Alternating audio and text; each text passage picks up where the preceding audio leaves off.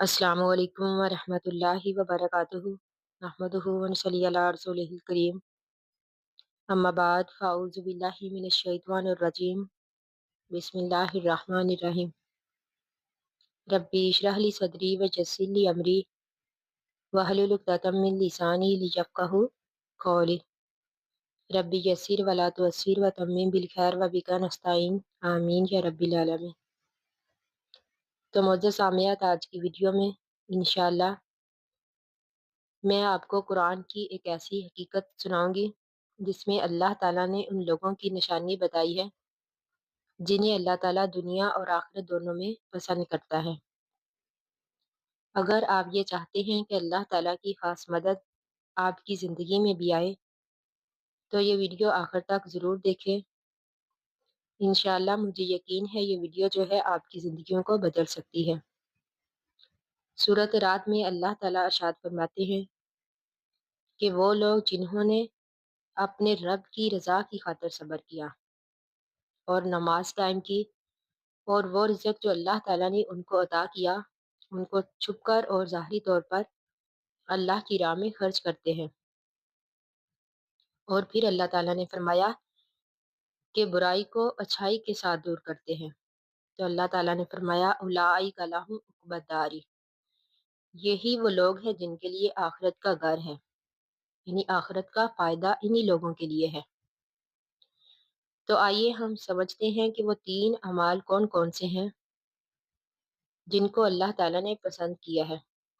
सबसे पहले अल्लाह ताला ने फरमाया वल्लज़ीना सबरू, यानी सब्र जो है कामयाबी की पहली सीढ़ी है। अल्लाह ताला इरशाद फरमाते हैं कि फ़ायदा सबसे पहले सब्र करने वालों को मिलता है। अब सब्र का मतलब ये है कि मुश्किल आए तो टूट ना जाए, बल्कि अल्लाह ताला पर भरोसा रखते हुए साबित कदम रहे। और ये बात याद रखें कि हर मुश्किल के बाद आसानी है।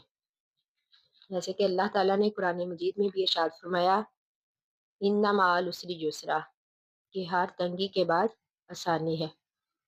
इसी तरह दूसरे नंबर पर अल्लाह ताला ने इरशाद फरमाया कि वो लोग जो नमाज कायम करते हैं, नमाज कायम करना अल्लाह की तरफ से मदद का दरवाज़ा है। अब नमाज सिर्फ पढ़ना नहीं बल्कि कायम करना है, यानी दिल से, तवज्जो से, पाबंदी से अदा करना।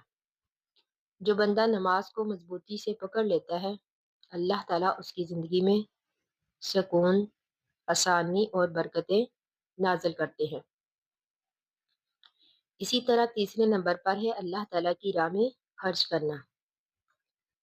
अल्लाह ताला की राह में खर्च करना रिज़्क बढ़ने का राज है।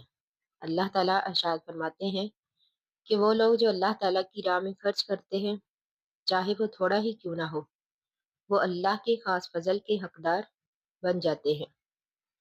क्योंकि सदका कभी माल को कम नहीं करता, बल्कि अल्लाह ताला इसे कई गुना बढ़ा देते हैं। अब हमें इस आयत से ये पता चलता है कि वो कौन कौन सी नेकियां हैं जिन्हें अल्लाह ताला पसंद करता है। दुआ मोमिन का हथियार है, यानी जो शख्स दुआ छोड़ देता है गोया कि वो अपनी ताकत छोड़ देता है। इसी तरह एहसान, लोगों से नरमी करना, अच्छा बर्ताव करना, दिल जीत लेना, यही एहसान है। इसी तरह नेकी, हर छोटी नेकी भी अल्लाह के यहाँ कीमती है। इसी तरह मुस्कुराहट भी एक सदका है। फिर सिला रहमी, रिश्तेदारों का ख्याल रखना, इनसे मोहब्बत और मदद करना, ये रिज़्क में इजाफा करता है। इस्तग़फ़ार, गुनाहों की माफ़ी, ज़िंदगी की मुश्किलात को आसानी में बदल देता है। इसी तरह सदका हर मुसीबत को टाल देता है। अब अगर हम ज़िंदगी में सब्र, नमाज और सदका करने को अपना लें और इसके साथ साथ दुआ, एहसान, नेकी और इस्तग़फ़ार को अपना मामूल बना लें, तो यकीन करें अल्लाह ताला की बरकतें हमारी ज़िंदगी में खुद चल कर आएंगी। अल्लाह ताला से दुआ है कि अल्लाह ताला हम सब को इन अमाल पर अमल करने की तौफ़ीक दे। आमीन सुम्मा आमीन। آخر دعوانا ان الحمد للہ رب العالمین۔ السلام علیکم ورحمۃ اللہ وبرکاتہ۔